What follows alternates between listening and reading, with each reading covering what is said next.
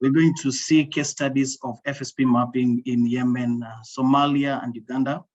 And then we'll also have a Q&A, a brief Q&A session after that, and then have an FSP perspective on the mapping itself, and just to get an FSP perspective on the mapping itself. And then also now go to the Q&A session briefly, and then do a wrap up.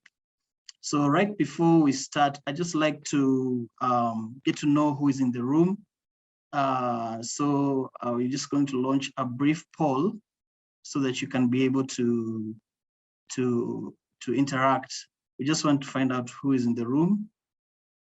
Kindly, Esther, share the poll. Yeah, you can just go ahead and fill in the poll.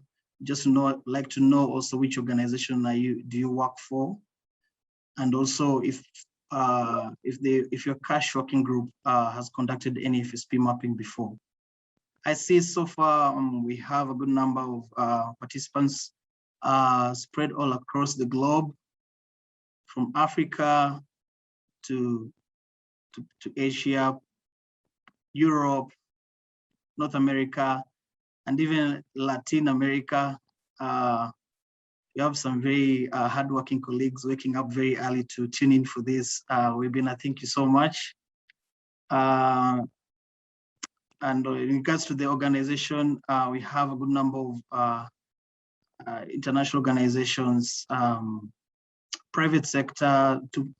We also have national organizations also represented here, and also donors. In regards to the FSP mapping, how many have done has your cash working group conducted an FSP mapping before? I see 48% say yes, 52% say no. So I think it's very interesting, these statistics, and I think that's why we are here. We can be able to get to understand more about financial service provider mapping. And Yorgos from CALP Network will kick us and just set the tone and just give us an overview of FSP mapping and why is it necessary, and how do you proceed with this so far. So welcome, Yorgos. Thank you so much. Thank you, Dennis. So good morning and good afternoon, dear colleagues. My name is Yorgos, and I am the regional representative of CALP Network for the Middle East and North Africa regions and areas. And once again, welcome to this webinar. So Cash and Voucher Assistance is a multifaceted mechanism that requires engaging not only with the humanitarian sector, but also with a much larger and diverse group of stakeholders. So within the diverse group, the financial sector and financial service providers play a very big role in many of the responses that we're dealing with, and naturally in all cash and voucher assistance programs. So next slide, please. So today I would like to very briefly open the discussion by going over some very basic but important notions that concern CVA and financial service providers, and that is first talk a little bit of what is an FSP map and why it's important on CVA programming. Then second, I will touch a bit on some elements that play a crucial role for creating a good FSP map. And last but not least, I will touch on one important of those elements that CALP is emphasizing also through our new strategy that aims for collective action, and that is collaborative approaches. So we could achieve more results through this FSP map. So what is an FSP, dear colleagues? An FSP mapping is basically an exercise that provides to the humanitarian actors and to non-humanitarian actors with answers that are related to the following components. First, it covers the financial service providers' presence and geographical coverage to the areas we want to examine. Then the available existing financial service provider service to the areas that we want to cover. Then the operational capacities, but also the capabilities of those financial service providers. Equally important in such assessments is to cover and examine legal considerations that abide those providers, but also the wider context that these financial service providers operate in, and usually are in countries that are regulated, but also requirements for them to operate. Usually also, most of the time, an FSP assessment covers the wider financial ecosystem that characterizes those areas, but also its status, meaning its health. And last but not least, a lot of focus should be put in place to examine the characteristics of the recipients or the people who are accessing those financial service providers and their preferences. So in essence, an FSP map helps assessing operational and programmatic challenges which are associated with different delivery mechanisms and potentially also mitigation measures, but also on the other side, tries to assess the familiarity of affected populations with the delivery of mechanism, the FSPs. So again, why is this FSP mapping necessary? We are all aware, dear colleagues, of the different complexities of the context that are being characterized these days. We all have worked, or most of us have worked in difficult contexts, and we know how difficult it is to navigate in this context. So that is why a thorough understanding of our landscape can help us to navigate or readapt our strategies and approaches when we are designing and when we are adapting our CVA programs. So that is why I repeat, such an exercise is crucial and can present feasible and available mechanisms and can improve program design. It can improve reach and access of communities geographically, but also can help us understand social and legal elements and throw light on considerations that honestly, those who are in the room and have conducted FSP might throw considerations on aspects that we had no idea that they were on the table. Moreover, I would like to highlight I intentionally put information sharing and coordination, because after this assessment, this mapping is concluded, it is very crucial that the information is shared as widely as possible with all relevant stakeholders, again, humanitarian and non-humanitarian, and including the local actors. And in case the CASH working group do not lead that, it should be shared with the CASH working groups as well, so that we can collectively develop better responses. It's as simple as that, that are relevant and effective and built on inclusive engagement with communities, the private sector, and the markets. And last but not least, in order to achieve the best results, after the information sharing, the strong coordination among all relevant actors is very crucial and important to ensure, again, that all efforts will result in our overall objective, which is naturally to improve reach and access of the communities to cash and vouchers assistance. So next slide, please. So what are the elements from our experience for a successful financial service provider mapping? First and foremost is inclusive dialogue. We need to have multiple channels to engage with different stakeholders in order to have a holistic view of the landscape that we're dealing with. And it is no surprise that we need to engage and have constructive dialogue with the communities. We need to have constructive dialogue with the humanitarian organizations, not only for them to provide access and support in the assessment, but also as key informants. And naturally, the financial service providers, the private ones, but also the governments. Second, and this is also highlighted, is that we need to understand thoroughly from all aspects the financial service providers' perspectives.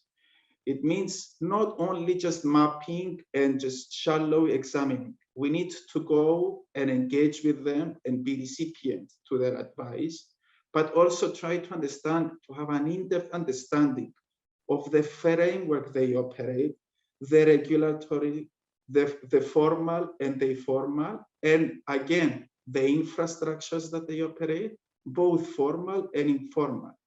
But then also try to have a transparent dialogue in terms to what is feasible when it comes to action and how humanitarian actors can adapt or readapt their strategies or their actions to make accessibility as better as possible. Third, again, once again, from our experience, cross-regional experience and understanding, acquiring best practices from different countries and coordination structures or entities that have developed such assessments is crucial. It's important to understand how such FSP mappings have been developed and created in different countries, and my colleague Nisa will be able also to develop a little bit that further. And last but not least, as I told you, CALP network emphasizes on it, enhancing collaborative approaches. With that being said, Chris, if you can move to my last slide, I would like to give a latest example that CALP has of an FSP mapping that CALP has developed collaboratively with the Cash and Market Working Group of Yemen, and having REACH as the lead research team for this assessment. I would like to very briefly outline and emphasize that in this effort, this was an effort that multiple set of actors were involved, and as a result, the results were maximized, embraced, and also shared by many of the participants or humanitarian actors on the ground. And just to outline, give an example of how a collaborative approach could be in such mappings. First, we created a steering committee. That steering committee conducted an inception meetings to understand what we want to achieve. This steering committee was comprised of different experts that are related to financial service providers, but mainly in the country, but also international experts, so that they could help navigate this research and provide as best possible expertise on the topic. We even focused on selecting the researcher, in that case was REACH, and was able to provide guidance and strategic support throughout the implementation. Second, REACH, which was the selected researcher, was able to drive forward this research, but at the same time collaborate closely with all the involved stakeholders. And last but not least, the Cash and Market Working Group. First, the Cash and Market Working Group leads, which were also participating and leading also many parts of the same committee, advising and supporting all teams and mainly the research team. And at the same time, members of the Cash and Market Working Group that also provided willingly their human resources to collect data, also to participate as key informants. And last but not least, support with the networking and providing contacts, relevant contacts to anyone that was leading any activities in the overall FSP mapping exercise. So with that being said, Dennis, my presentation comes to an end.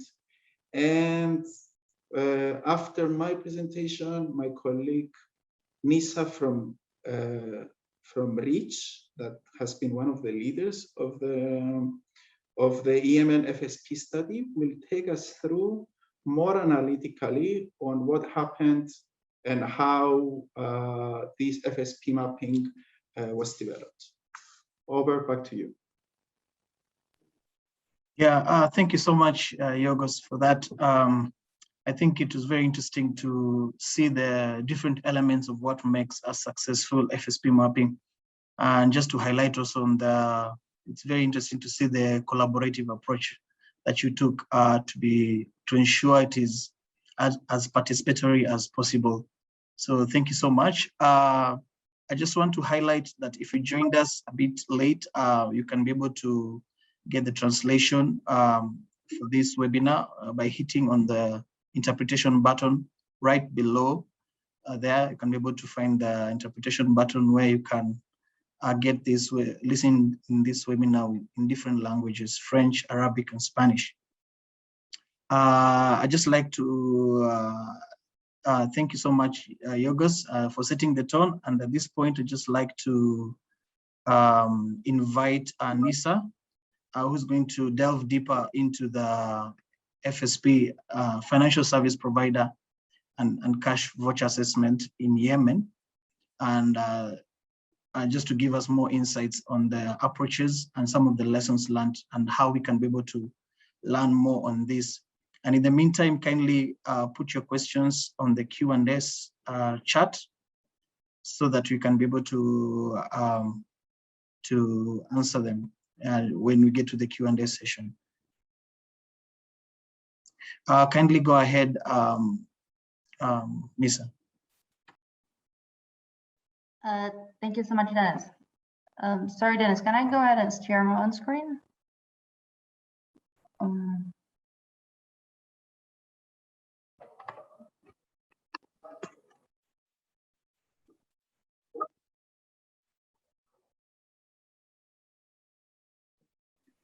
Dennis?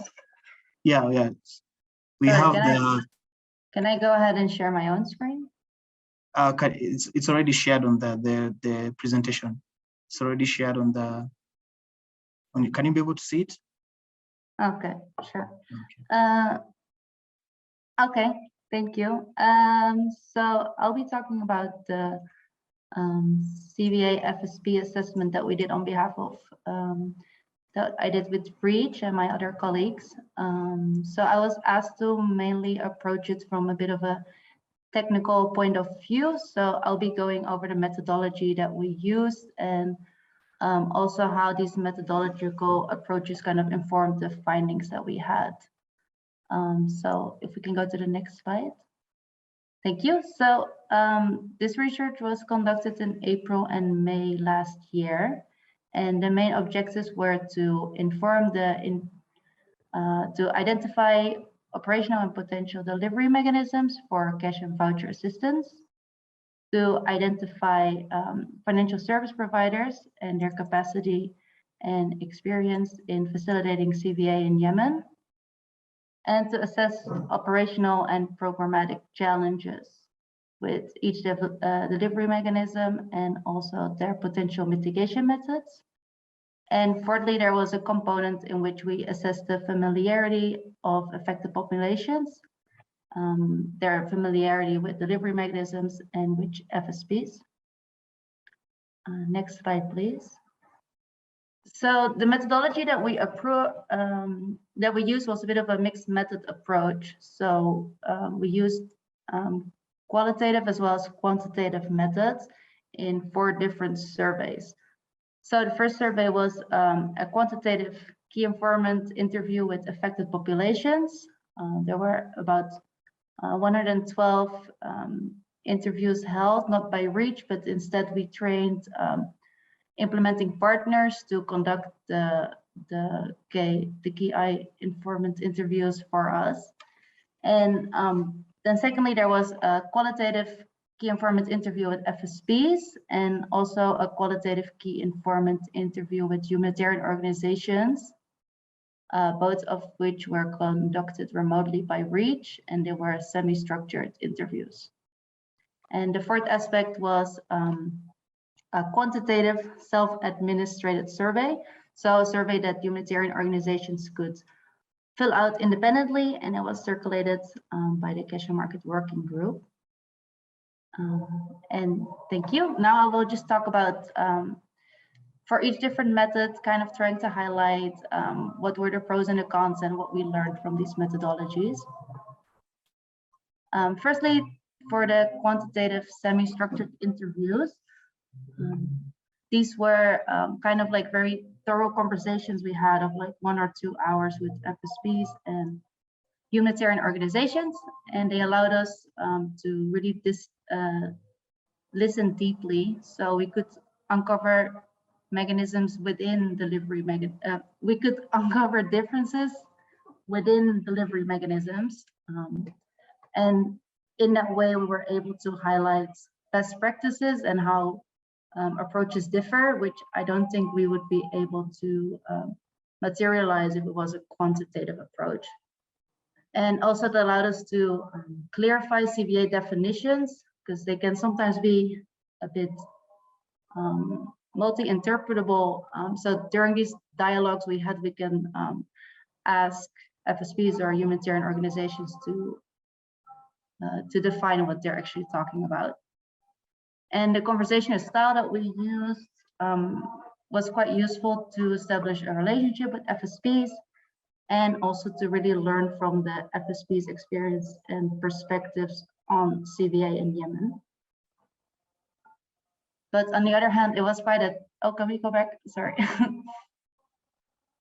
Yeah, thank you. On the other hand, it was quite a time-intensive methodology, and there were no clear answers about fees and liquidity from the FSPs, but potentially we can solve that through humanitarian interviews, but I'll talk about that in a second. Next slide, please. Okay, then the quantitative interviews that were held with community key informants. They were quite useful because they allowed for a comparison between context and experiences. So we could easily compare between urban and rural findings and IDPs and host community findings, and it was easy and quick to implement. And thirdly, maybe also to mention that because we included humanitarian organizations that collected the data for us, they became stakeholders in the process, and also we could easily ask these organizations then for contextual information. So we consult them for information whenever needed. But on the other hand, I think another potential mechanism would be focus groups, which we unfortunately didn't do, but which could kind of help to understand the why question. So why do communities prefer a delivery mechanism and dislike another? And I think another challenge that we face is that there's quite some confusion, as I said, at least that we experienced, between CVA terms and concepts. And within this methodology, we couldn't easily clarify things, because between us and the KIs, there were a bunch of other actors. And apart from having to define these terms, it would also be useful to culturally embed or check for the cultural relevancy of the terms, because when we analyze the data, sometimes we realize that there was one point where we noticed that our definition of a bank is quite different than the definition of a key informant in Yemen. Formal financial institutions like banks are not as integrated in Yemen. So when the KIs talked about banks, they usually refer to any kind of FSP and not specifically to a bank. So that was quite a lesson learned. And next slide, please. Thank you. So this self-administrated survey that we did was intended as a 4W, so who does what, when, and where of CVA in Yemen. And it was also intended to provide information on FSPs. So I think in this way, if you don't have any capacity to interview FSPs, you could also obtain a lot of information about FSPs via the humanitarian organizations.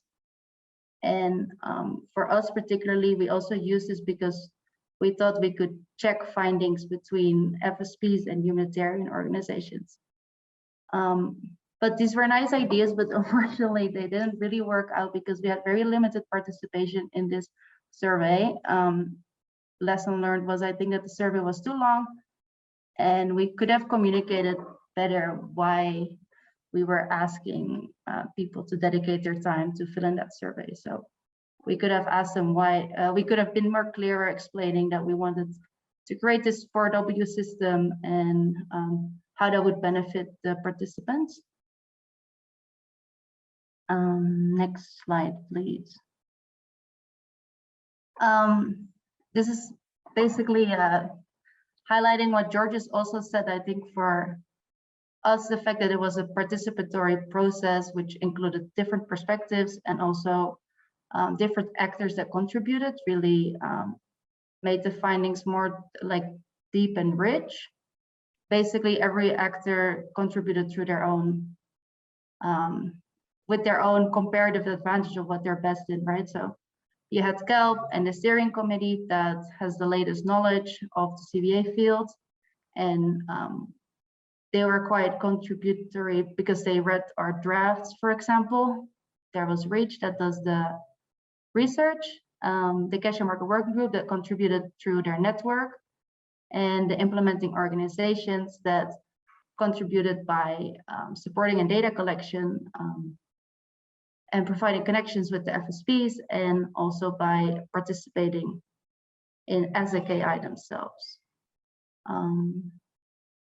I think one thing that we could have improved on is to have more accountability to the humanitarian organizations. So, for example, have in structured monitoring and evaluation in which we would assess if the findings or the research objectives of the report kind of also met the information needs of humanitarian organizations. So that was a maybe lesson learned. Next slide, please.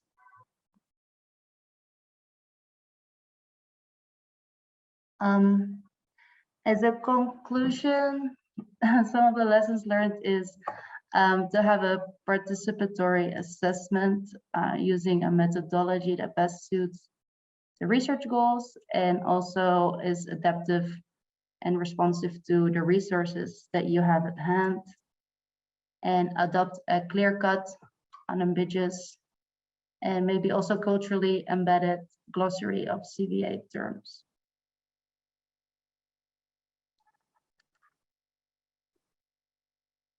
And that was all for me. Maybe next slide. Okay, thank you for your attention, and back to you, Dennis. Okay, thank you so much, Nisa, for that. Just taking us through the technical approaches that you undertook when taking the financial service provider assessment in Yemen. And I can see quite a number of questions.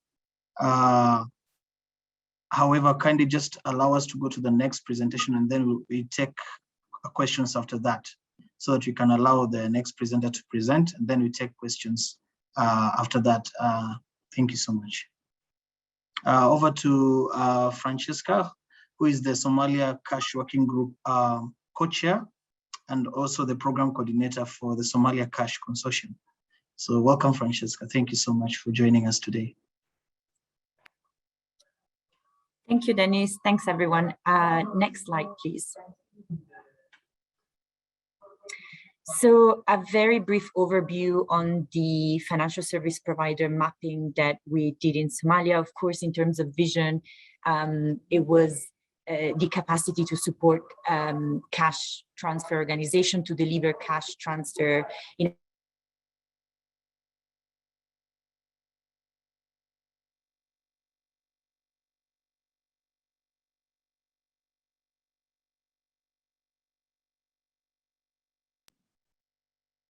Francesca, are you still there?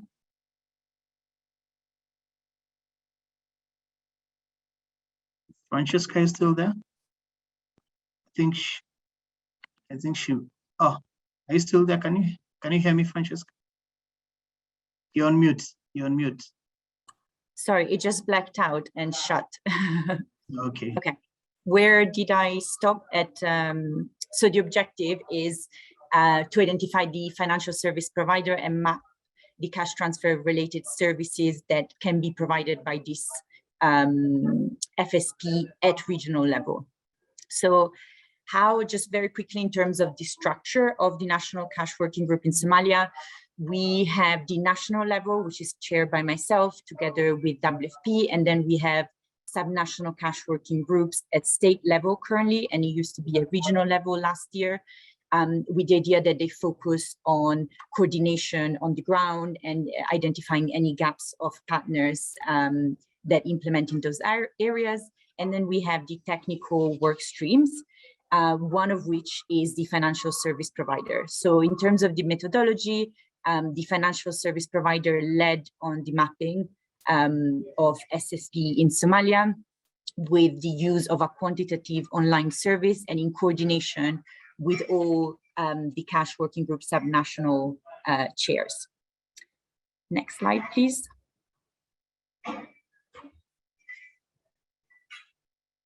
Can you hear me? Yes, we can hear you. Chris, over to the next slide. Okay, great. So in terms of the Somalia context, so the Somalia context is relatively well studied and documented. We had a number of also recent studies conducted by GSMA, by the Altai consultancy funded by the World Bank, that look at different FSP preference of communities, etc., and what's most relevant in country. However, there are low level of integration, for example, linkages with FSP and banking systems, and low levels of interoperability. It's only recent that with a telecom company, you can call a different telecom, and you cannot make mobile money transfer between different telecoms. Also, very limited regulations in place, government regulatory frameworks in particular in things like capital requirements, on data privacy, on anti-competitive practices, etc. There's definitely a strong desire for innovation. There is a constant discussion on how the service can be improved, and because of such high level of penetration of the network, how it can be made more user-friendly, but progress is limited. We've seen work on voice verification, which hasn't been implemented yet. Some work done on integration with certain payment systems, for example, with some UN payment systems, and a new application that came in very recently for a for one of the main telecom companies. Overall, mobile money is pervasive, very cheap and well embedded for the customers. Somalia is one of the highest network penetration in the world, over 80% in urban areas and over 70% in rural areas. And transaction between, like mobile money transaction are free of charge apart from bulk payments. Mobile FSP are largely operate at regional monopolies. So it's been quite difficult for newcomers to come in. And there's a number of initiatives currently that look at improved cash systems. For example, the World Bank is funding research on data protection legislation, on unified social registry. Then we have cash donor groups, the Somali Cash Consortium, the federal government of Somalia and Yemen, with a number of initiatives that discuss initiative looking at cash systems in country. So in terms of findings and lesson learned, so as mentioned, mobile money is very cheap and accessible to pretty much anyone in country. So the need of hard cash, ATM, bank, etc. is very limited and used on a very small scale. Also, as mentioned earlier, there is very large regional monopolies that are fairly intact and haven't been, there's not been a lot of competition against them. Currently, there is no interoperability for mobile money. So different telecom you'll not be able to transfer money in between them. And only recently you can make calls between different service providers. This wasn't the case until a few years ago. A few new companies, Somto being one of them, are entering this domain and trying to disrupt the market, disrupt these monopolies, but it's very slow moving. And again, because there's no regulation cost, it's also very hard to have new spaces for this new service provider. Organizations are more and more looking into preference of beneficiaries in terms of usage of network. But again, because of these monopolies, it's very hard to change how it has been so far. Below there is a picture of, sorry, I cannot see, yeah, of the mapping that was done last year. I think more and more we just need to reflect on, for the case of Somalia particularly, the relevance of looking into all these different services and map them, because overall the vast both preference and usage from international actors is mobile money compared to bank transfer or cash in hand. So that's all from my side. Okay, thank you so much, Francesca. And it's good to see the progress that has been done by the Somalia Cash Working Group in regards to FSP financial service provider mapping. And just to let you know that the Somalia financial service provider mapping was done, like, it was not necessarily funded as compared to the one for Yemen. So it's good to see at what extent and what scope, what can you do even with limited resources. So just to the question and answer segment, I'd just like to highlight some few questions here that have been asked. I think we can start with Robert Okiror. Is asking, FSP mapping, do you get the level of getting to know the cost of service / commission charged by FSPs? What is the feedback? What is the financial service providers' feedback on this? I think this question is directed to Nisa. I think the timestamp, the time you're presenting, yeah. So. Thank you, Dennis. Yeah, I think that's also the same question kind of as Yusuf Al-Mustafa asked. So no, we asked them about fees and their liquidity, and also how they manage the fluctuating exchange rate in Yemen. And they just didn't really give an answer, and we didn't want to push them too much also for giving an answer. Mainly it was, they also didn't really say why they wouldn't want to answer. But I can imagine, because they did answer all the other things, it mainly has to do with the fact that it's sensitive, it's too competitive. They don't want to share it for that reason. However, we asked the same question about fees to the humanitarian organizations through this survey. They could fill in themselves. So through this way, we were quite well able to see the fees per FSP, but then not from the FSPs themselves, but from the humanitarian organizations. And if there would have been more participation in that self-administrated survey, I think that overview of fees would have been pretty extensive and effective. So I think if your FSPs don't give the answer like the same as our FSPs did, then asking humanitarian organizations instead would be a way to go around it. Over to Dennis. Okay, thank you so much for answering that. I think we have another question from Rehema Bashir. She's asking, can this methodology be used for a different kind of project? For example, linking savings groups with financial service providers so that they're able to get loans. Nisa.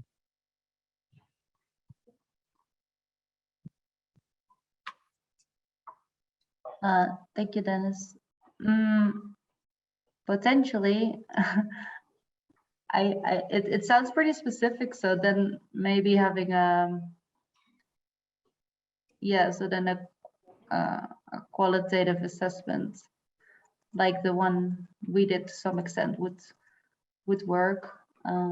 But I guess if you have these village saving groups, it's a quite specific set of potential beneficiaries, and where we did like a big survey of many different beneficiaries, I would in this instance maybe do more focused group discussions instead of the approach that we had.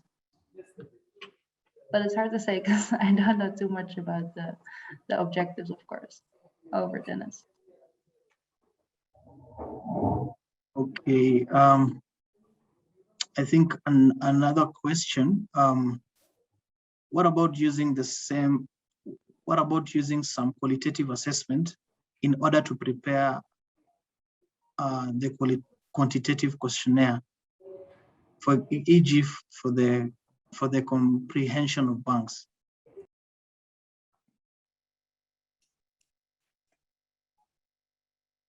That's also for me, I think. Yeah, that's for you.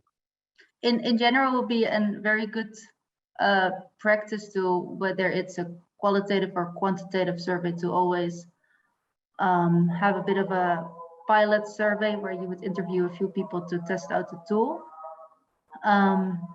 In practice for us, we were quite rushed, so unfortunately we didn't have time for that. I think the main problem with quantitative questionnaires is, yes, I think for true like a qualitative assessment, if we would pilot the tool, we would better be able to understand how we would have to fine-tune terms, and then we could put this definition like more clear in the tool, in the survey itself. So yes, for sure. I think a main problem we had with the qualitative survey also is that because there's so many surveys, we don't perform these surveys ourselves. So it also means that you would have to train whoever's performing the survey for you very well, that he also has the same definition. And maybe he will train someone else, so that person should also have the same definition. So, I mean, it's a challenge, but both by including like clear definition in the tool and maybe having a really thorough training on and a glossary of what this means with each definition, hopefully that can be mitigated. Over. Yeah, thank you so much, Nisa. I think we're going to take, around 2 more questions or 3 before we go to the next segment. I think we'll take a question from Ibrahim Garba. He says, for Somalia, do you have report for the FSP mapping? What is the cash working group doing in breaking the monopoly? And I would like to know if the monopoly affects the service charge for transfers. I think that one is directed to you, Francesca. Yeah, thanks, Dennis, and thanks, Ibrahim. That's a very good question. So breaking it down a little, do you have report for the FSP mapping? Yes, this is available on the Cash Working Group page, so feel free to check it out. What is the Cash Working Group doing in breaking the monopoly? I mean, that's really not an easy thing to do, keeping in mind that, I mean, banking services have a very low penetration rate in Somalia. We're talking about 15% of the population, and about only 4% uses them. So often it's one of the few alternatives, and with such high penetration, it means you're also able to reach people in hard to reach areas and rural areas. In terms of the monopolies per se, like this regional division of these three main MNOs, there are some new competition coming in with extremely good rates, and that's starting to move the market. And that's really the first time we've seen in a long time new actors emerging in this realm. So indeed, it's affecting the transfer fees because they've been absolutely higher because of monopolies. But with these new actors, you're seeing also a reaction from the main companies in trying to be more competitive. I hope I answered the question.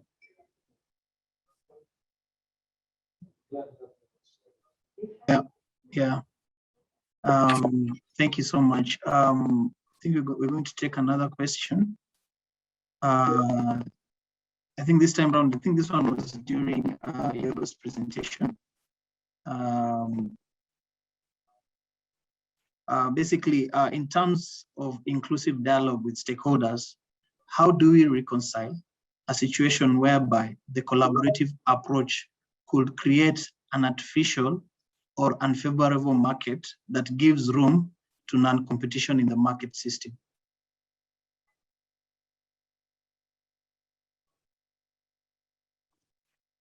I think either Yogos or Nisa can jump in on this one. Should I repeat the question?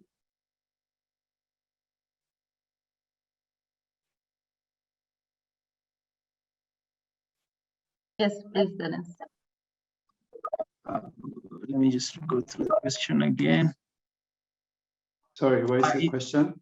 Yeah, in terms of inclusive dialogue with stakeholders, how do we reconcile a situation whereby the collaborative approach could create an artificial or unfavorable market that gives room to non-competition in the market system? Well, Lynn, the head of network, answers the question. I think I would answer the question more or less the same. And this is like a very relevant question in different contexts, especially when the FSPs identified are not numerous. So again, there have been quite a few occasions where organizations agreed to a threshold on the rate so that competition is limited up to a certain extent, so that fees cannot influence the general outreach to the general population. And also it has been on a number of cases where advocacy took place just to understand the reasons why such high rates took place. Okay, thank you so much. It's good to hear also your perspective on this as well. So in the interest of time, we're going to move on to the next presentation from Uganda. Then afterwards, we'll get to hear also perspectives from financial service provider themselves as well, having a representative here in the panel as well. So I think over to Dave, who's going to take us through the financial service provider assessment in Uganda. And after these two, we will take again the questions and answers. In case you don't manage to address all of them, we'll address them and share with them later after this webinar. But let's proceed to the next segment of this. Welcome, Dave. Dave is the research manager, REACH, in Uganda. Thank you, Dennis, and hello, everyone. Yes, we also conducted a assessment of FSPs and Cash and Voucher Assistance in Uganda. And maybe I should begin by acknowledging the support that we received also from our REACH colleagues elsewhere. And Lisa, I see, is on the call, and thank you for your presentation. In the design of our own assessment and the methodology of it. So maybe we can start. I will briefly talk about the background to the assessment and then the methodology, some of the challenges that we incurred and the lessons that we learned from them. And I hope that will be to the benefit of everybody else on the call today. Next slide, please. So as a background, the Uganda Cash Working Group, who we collaborated very closely with on this assessment, and in fact it was in support of the Cash Working Group and its agenda to develop a sort of a common approach to cash assistance in Uganda. So part of that process was, of course, a detailed mapping and an assessment of the FSPs. And actually it coincided with a already... Sorry, let me just jump in a bit. Kindly speak slowly for the sake of for the interpreters, yes. Yeah, I understand. So actually our assessment coincided with an effort by the Cash Working Group to already involve the FSPs and the private partners, private actors in ongoing discussions in the Cash Working Group. And that really greatly helped also us in the design of our research and the outreach to ensure the participation of these private actors, of course. Another, for people who are not super familiar with the Ugandan context, the financial service sector in Uganda is relatively well established if you compare it with some other countries in the region, but with some significant gaps that we knew from the data from the secondary literature review in terms of geographic coverage. Some areas have a much better developed financial service sector than others, so we knew that going in. And also, if you look at the range of digital financial service mechanisms, and that can be used also for the delivery of CVA, you can think of mobile money and prepaid cards and bank transfers and things like that. We knew that there was quite some capacity there. Next slide, please. So some of the research questions that we wanted to answer were similar, I think, to the Yemen presentation that we saw earlier. So looking at the capacity and the experience of financial service providers to deliver cash and voucher assistance through different delivery mechanisms. But we also wanted to know what is the experience currently of the humanitarian partners in working with different FSPs and in different locations. What are some of the risks and challenges, potential barriers to inclusion associated with the use of different delivery mechanisms and maybe the partnering with different financial service providers? And then what are the preferences of beneficiaries and what is their perception towards different delivery mechanisms, different FSPs? Next slide, please. So a little bit more on the methodology. We decided, because we were aware of these regional differences, that we wanted a sort of a localized approach to this assessment. We knew that, especially when we're considering challenges, obstacles to inclusion, perhaps, things like liquidity, also the presence of different FSPs would be vastly different between regions. So what we really wanted to ensure is that we were not interviewing, let's say, one bank or one mobile network operator at the national level in Kampala and then asking about, let's say, challenges in different parts of the country. We wanted to target branch offices in those locations to really understand the challenges in those areas. The other importance that we felt was to, then we heard it a few times in previous presentations as well, is to triangulate the information that we receive from financial service providers, also with the experience of, let's say, humanitarian partners, and also with beneficiary perspectives. So we thought that was very important in our methodology. Next slide, please. We came up then with a mixed methods approach, where we had a structured survey tool for financial service provider staff, and these were mainly branch level managers. And then we did semi-structured interviews with financial service provider agents. We felt it was very important since the agent banking model is quite well developed and popular in Uganda. So we felt it was very important to speak to those agents and then make sure that they are often, especially in hard to reach areas or remote areas, the first line that interacts with beneficiaries receives complaints or challenges. So we thought it was important to interview those as well. We used key informant interviews for that. Then we also did key informant interviews with humanitarian partners implementing cash and voucher assistance. So you can think of program coordinators, monitoring and evaluation officers, that kind of stuff. And I'm losing the screen. Hi, Chris. Is it? Yeah, thanks. We're back. Okay. And then finally, we did key informant interviews with beneficiary representatives.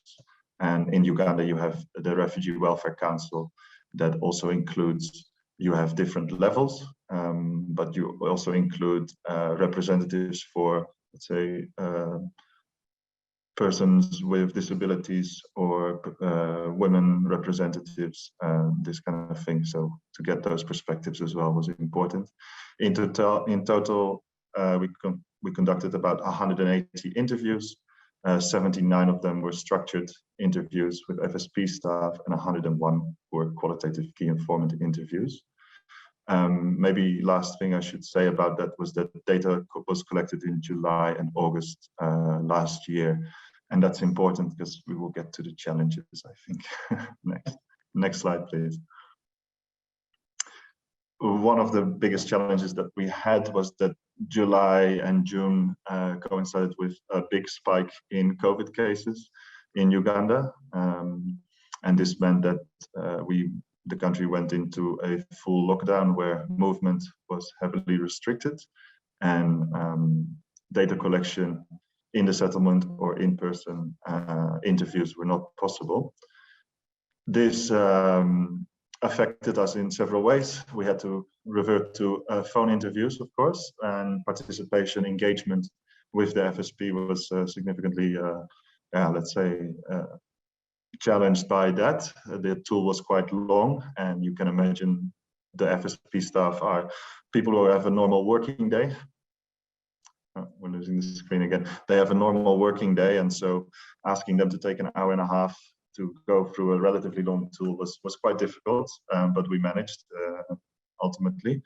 And then also the geographic coverage made it more difficult, because where previously we might have gone to the settlements and identified for ourselves the financial service providers that were active, and maybe neighboring urban centers, now we had to rely on the contacts that we had, snowball, sampling, purposive, asking other people to identify FSPs for us, and this certainly affected coverage to an extent. Now I should know these challenges by heart, but let me see if it's easy. I could share my screen, perhaps, Dennis. I'm not sure. Yeah. Shall Chris, I? Chris, are you there? Yeah, you can share. You can share. I think you can share the screen. Let me see.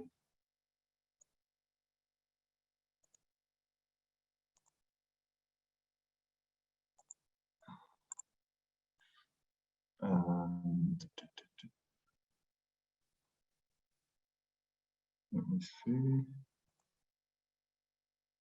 I think I will end up sharing my entire screen, which is probably not the best way, but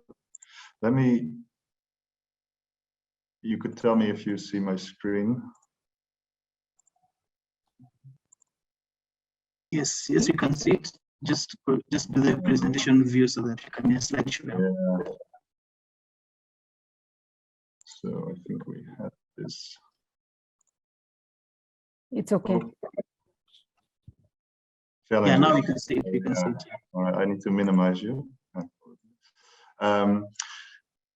So that was one of the challenges, was the remote data collection due to COVID restrictions. Another challenge that I felt was really challenging, but also interesting, was the need to create, if we had this structured approach and not qualitative, the need to create one tool that could apply to the different FSP types. We mentioned banks, microfinance institutions, mobile network operators, things like the savings and loans committees. This really was quite tough. It included a lot of complicated skip logics, and some of the questions, yeah, it was a challenge, certainly. One of the other challenges that we noticed was that this localized approach, where we spoke to branch managers in these different locations, also led to challenges, because we realized very early on in our data checking process that not all key informants seemed fully in the know on certain topics, especially speaking on pricing and even basic things like know your customer requirements.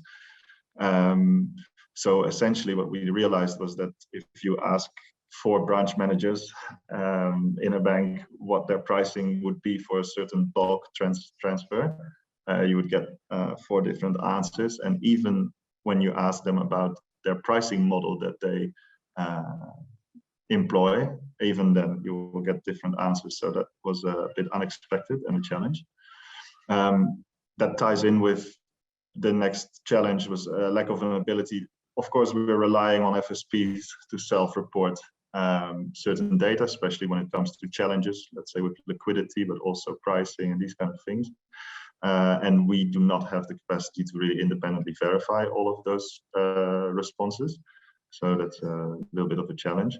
But of course, we did try to triangulate, especially when it comes to things like challenges with liquidity. Okay, we're also asking on semi-structured tools the agents, and we're also asking humanitarian partners, and we're also asking beneficiary representatives. So you do get a full picture in the end.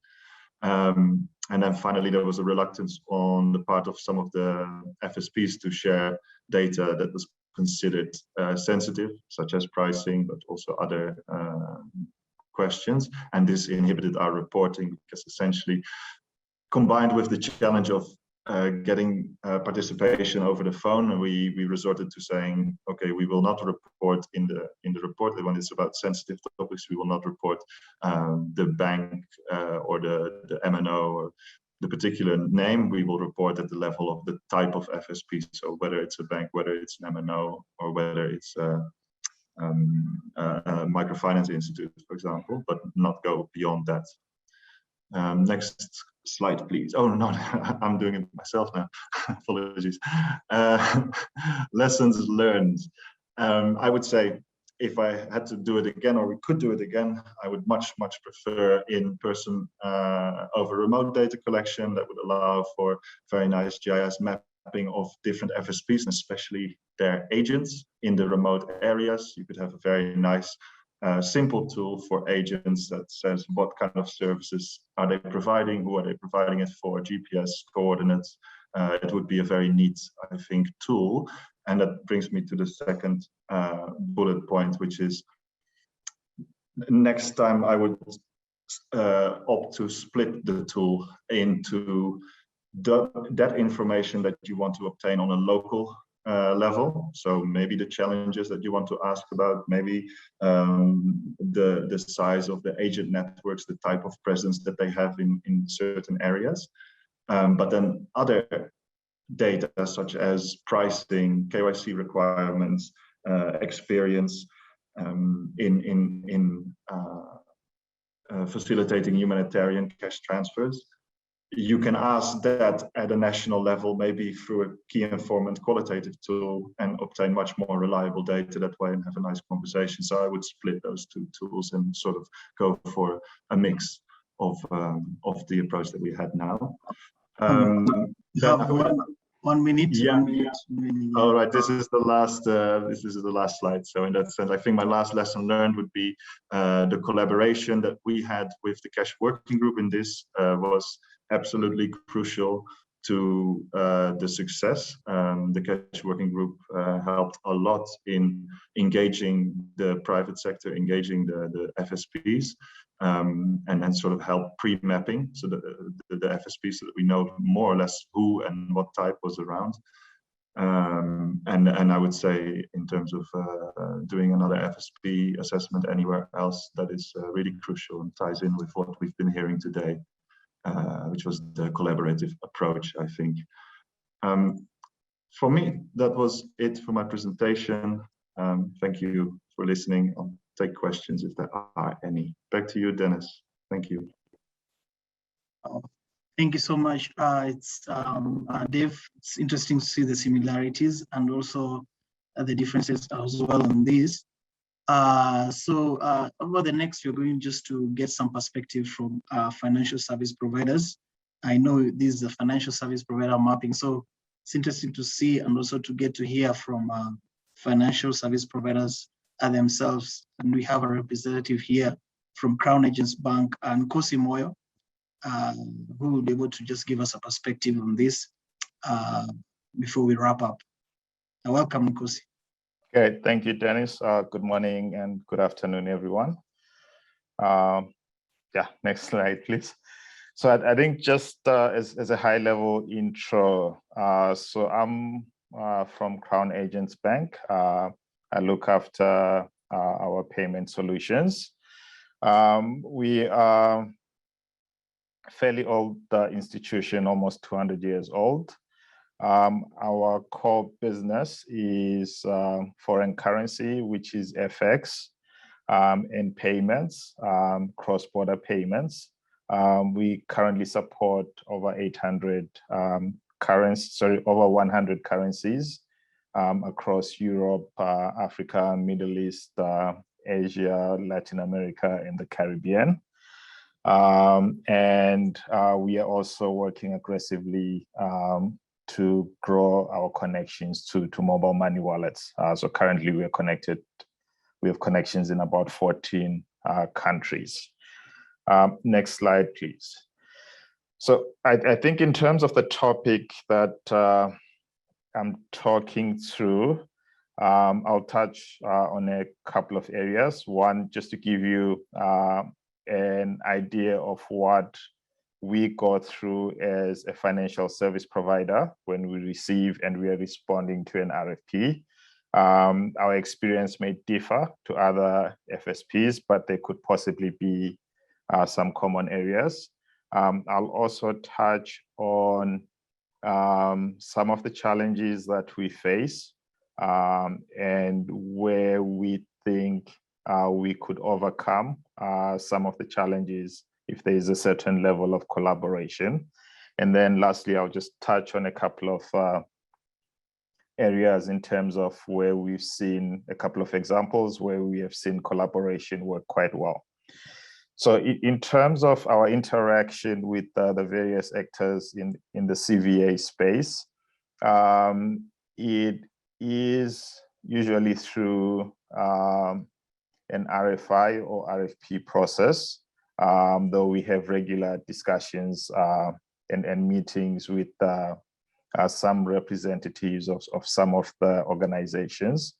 In terms of the RFI, the request for information, or the RFP, the request for proposal, as an FSP, we look at it in terms of the technical capability and also the financial side of it, because usually the requests come through and they are split between technical requirements and the financial side, which covers the pricing details.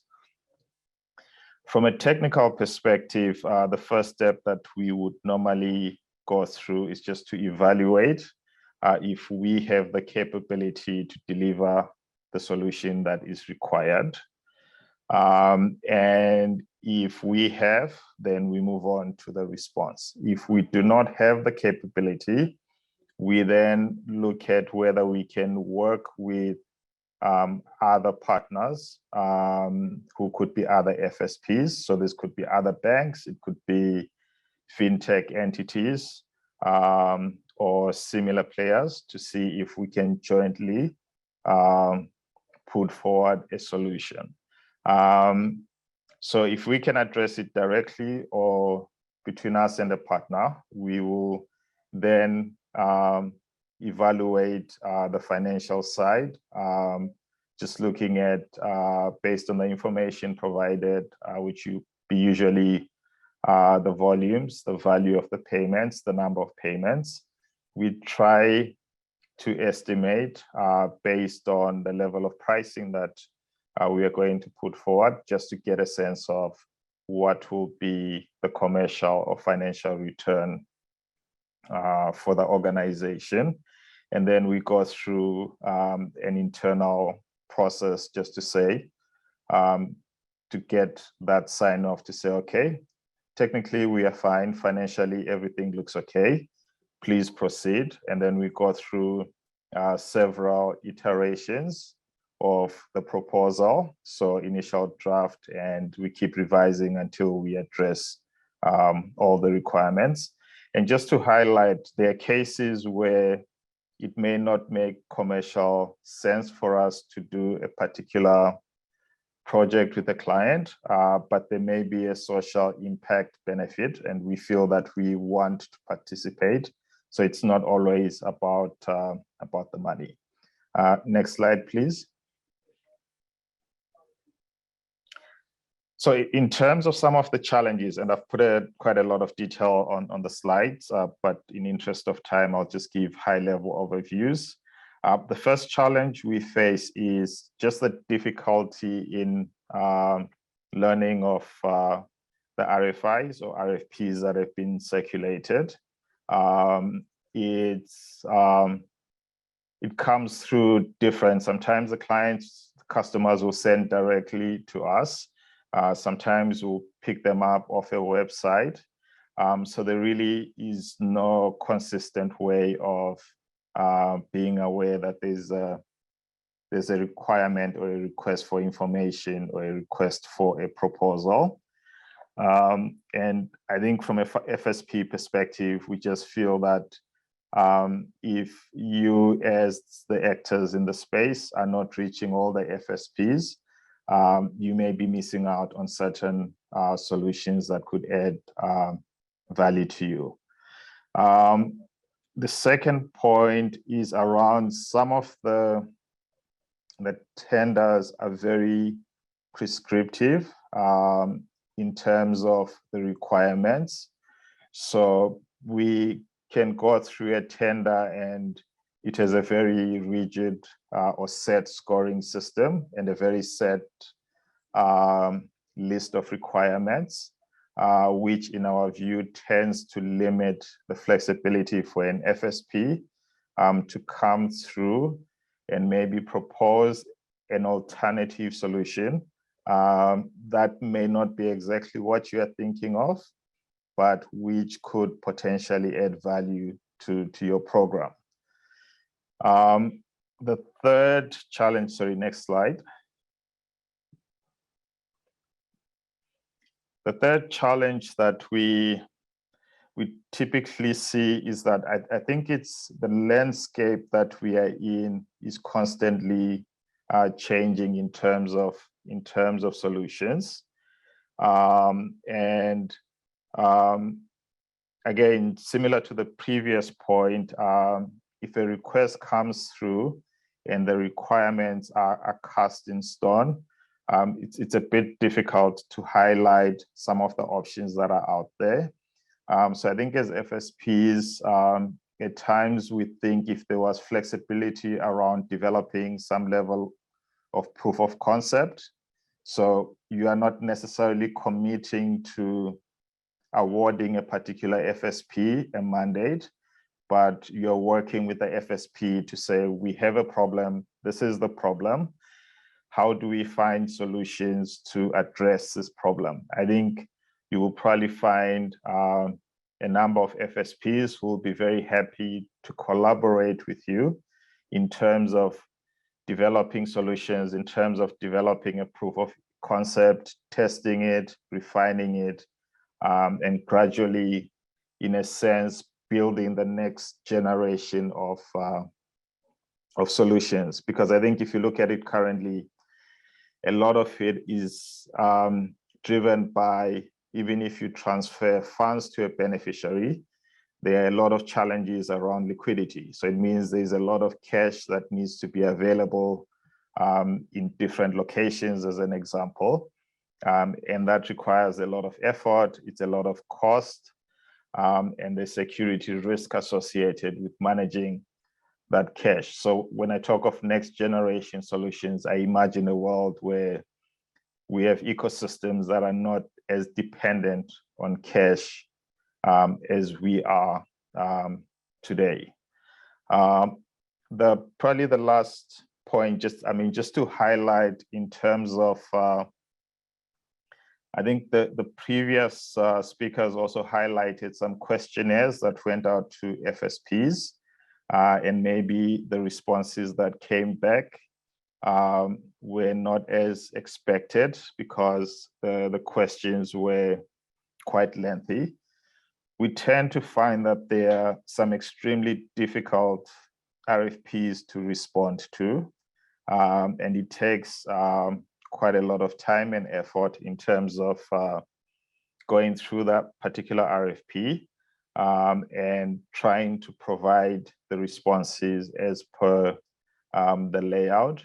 I think generally, if you look at it from an FSP perspective, my capabilities from a technical or operational perspective are pretty much the same, but the way I would, or the amount of time I would spend on different RFPs could vary from a couple of days on one to a month on another one because of the way they are structured.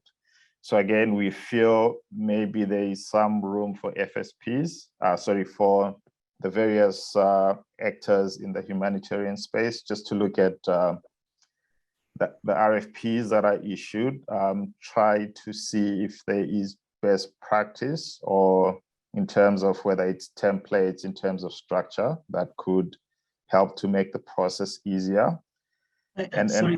Sorry, let me just cut you short a bit. Sorry, but you only have like, I think, 2 minutes. Yeah, sorry, let me. Yeah, in the interest of time, yeah, thank you so much. No, that's fine.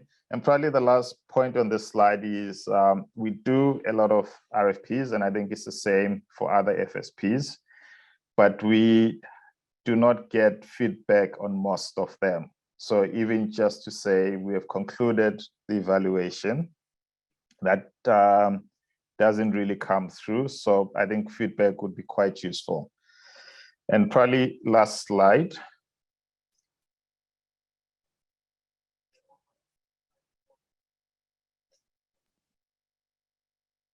Chris, last Sorry, slide. Dennis. Yeah. Or I can share it from my side if you. Last. Chris, are you there? Yeah, thank you. Okay, so I think in terms of last slide, just a couple of examples of where, just to show some of the collaborations that we've been involved in, or some of the collaborations that we would love to do. Currently, we're spending a lot of time in Afghanistan. Challenging market where our view is that RFPs may not be the best option.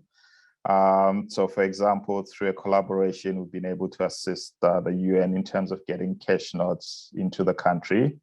There are a lot of other challenges that we are working on in the background with various parties, such as our local banking partners, correspondent banks, some of the donor organizations. So we see a lot of value in collaboration. And probably one big area is around how can we collectively support the improvement in financial inclusion. I think there are some great solutions out there that could really help to bridge some of the gaps or challenges that we all collectively experience as we try to assist the beneficiaries in the various countries. Thank you, Dennis. I'll stop at this point. Thank you so much, Nkosi, for that presentation. I think we'll just take a few questions before we do a wrap up. I'll start with Zozo. I'm going to allow you to speak. I'm going to unmute you. So kindly go ahead and ask your question. You can ask in whichever language, then we can get the interpretation. You can unmute yourself, Zozo.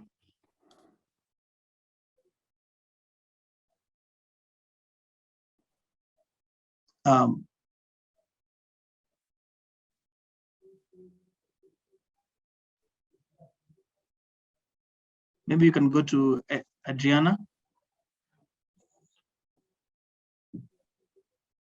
Adriana, if you're there. Okay.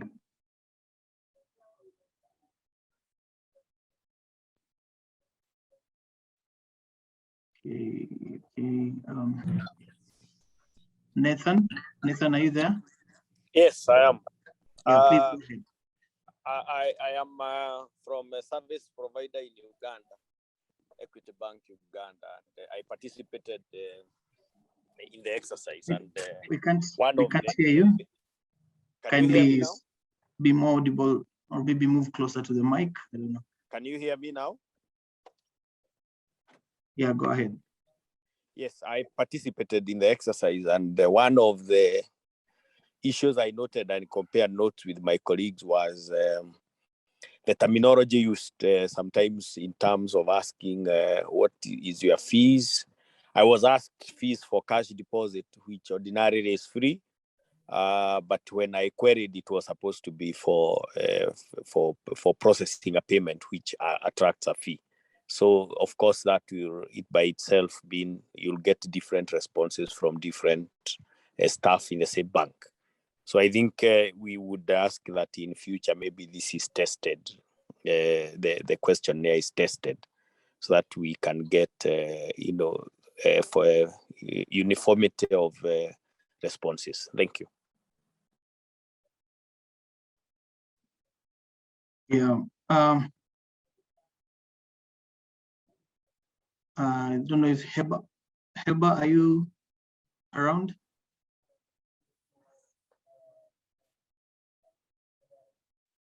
Yeah, I see we have lots of hands, and I see we have lots of questions also in the Q&A section. We'll combine these questions and give answers and circulate after this webinar.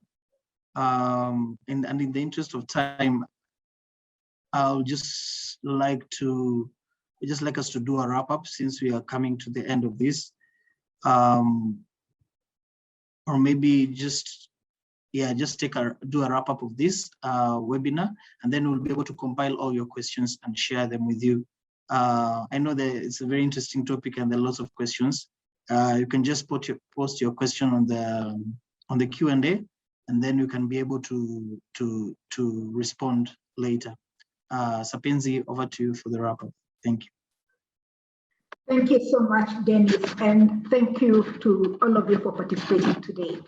And for the rich discussion, we see that there are a lot of questions in the Q&A, and there were a lot of questions that we did not get to. We will be, as Dennis said, developing a Q&A question, which we will share along with the recording of this webinar. So yeah, it has been great hearing about all the different perspectives on financial services providers mapping and to learn about the different experiences. I would like to emphasize just 3 points. And one of them has to do with why. Why do we conduct financial services providers mapping? As we heard from one of the speakers, it could help to improve CVA program design. It could help improve the reach and access of communities to cash and voucher assistance, very importantly. And it could also strengthen our coordination. And the second point that I would like to emphasize is on, which was mentioned by different speakers, was on the idea that successful mapping of financial services providers requires collaborative working. And that is not only between the 8 actors, but also between the 8 actors and financial service providers, and between both of the former and the communities that we serve. The third idea I would like to emphasize is on what the key elements of a successful mapping of FSPs or financial service providers should entail. And we have heard about mapping entailing the capacities, a mapping of the capacities of the existing financial service providers and the options that exist in a given context. We have heard about mapping what the regulatory environment is. We have heard about mapping the characteristics and preferences of the beneficiaries and the potential risks of using the different delivery platforms on the recipients that receive cash and voucher assistance. So with this in mind, I would like to cover again just 3 takeaways from the discussions that we've had today. And the first one has to do with resources. So as it has been acknowledged, we can all appreciate that being able to carry out the level of in-depth mapping that was discussed requires resources. And as we all also know, or at least most of us know, cash working groups are the main mechanisms that have the ability to carry out these processes in a collaborative manner. And as we know, majority of the cash working groups are currently too poorly resourced to be able to carry out this kind of in-depth work. So I would like to just maybe take a pause here and underscore these points, and maybe call on the people on this call that are able to fund these kinds of initiatives to look at investing in them, because as we have seen, they have the potential to impact greatly on the quality and efficiency, on the quality of cash and voucher assistance in terms of efficiencies and effectiveness. The second point I would like to highlight is that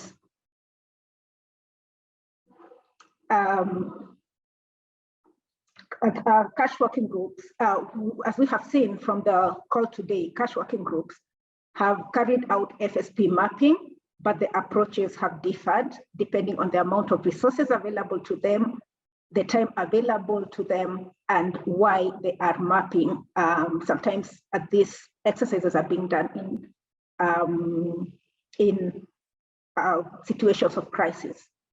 And so the lesson here is that even if a cash working group does not currently have the resources to carry out an in-depth assessment, there are certain aspects of mapping that they can already start working on to support the implementation of cash and voucher assistance. And this could still be beneficial, even if it's a simple statement of the services that exist and the consumer behavior in that particular context, as we have seen from the Somalia example. And of course, many of the elements that we discussed today could apply to these kinds of mappings as well. The third and last point I would like to highlight is on how we work with financial service providers. And as we have seen, there's still so much to learn about how we work with financial service providers. One of the points that kept coming up throughout the webinar was on the benefits of collaboration and partnerships between 8 actors and financial service providers. And this could really be useful in coming up with approaches that really work for and are suited for the context. We also know that there is a lot of interest from private sector actors, and by this I mean financial services, to work collaboratively with aid actors in this space, as we have heard from Nkosi and others, to address the capacity gaps that are currently seen. So I think looking at this idea of co-designing and co-implementation of cash responses together with private sector actors has benefits in terms of efficiencies and overall effectiveness, and is it would be a good idea to explore. Although we also know that there are concerns from the aid actor side with regard to this arrangement that would need to be addressed. So maybe something to look at in the future.